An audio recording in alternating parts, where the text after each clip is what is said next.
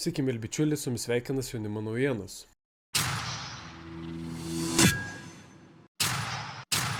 Dėkoju visiems, kas prenumeruoja kanalą, pasidalina vaizdo įrašais, juos pakomentuoja ir paspaudžia patinka, nes tai yra didžiausias paskatinimas kurti toliau. Visai neseniai pasidalinau Algio Ramanausko išsakytais ir mano nuomonę neapykantą kurstančiais teiginiais. Pasižiūrim. Įsivaizduokim namų ūkį, kur tėvas garsiai pasileidęs rusišką filmą, o mama klauso rusiškos muzikos garsiai. Tai juos... Čia klausimas tik tai pirmą ką padaryti, atimti vaikus ir po to juos sušaudyti, ar prie vaikų juos... Ne, aišku, atimti vaikus ir po to. Vaikus tai reikia atimti iš tokio. Į tai sureagavo Seimo nariai bei kreipėsi į prokuratūrą, prašydami pradėti ikiteisminį tyrimą pagal Lietuvos Respublikos baudžiamąjį kodeksą dėl neapykantos kurstymo prieš bet kokios tautos, rasės, etninę, religinę ar kitokią žmonių grupę. O dabar galime sugrįžti prie rubrikos.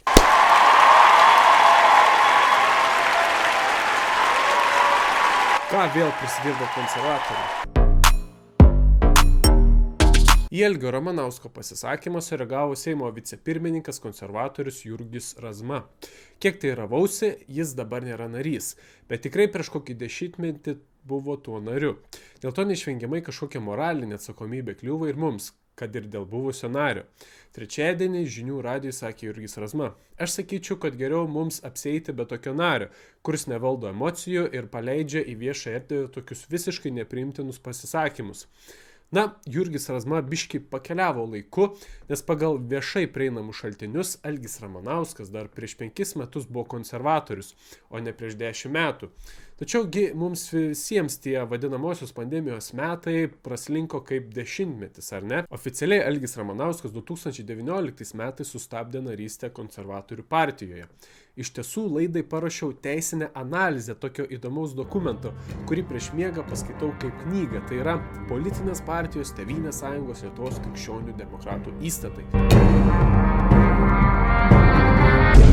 kuriais remiantis aiškiai galime pamatyti, kad Algis Ramanauskas, net ir sustabdęs narystę partijoje, yra pilnai su jie susijęs, gali ją grįžti nariu ir partija jam už tokius pasisakymus gali taikyti atitinkamas partinės atsakomybės priemonės, ko iš pradžių nedarė.